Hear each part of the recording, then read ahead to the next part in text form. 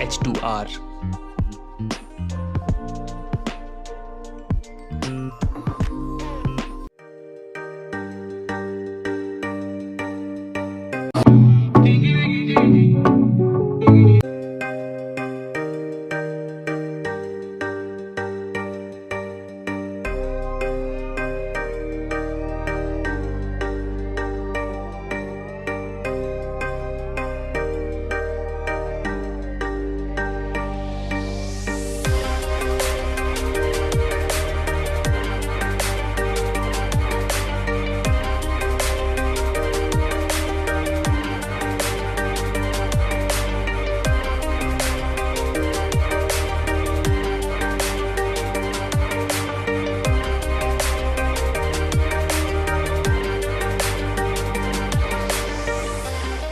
और इन सब बड़ी मशीन्स को हराकर इस रेस की विनर बनी कावासाकी निंजा h2r।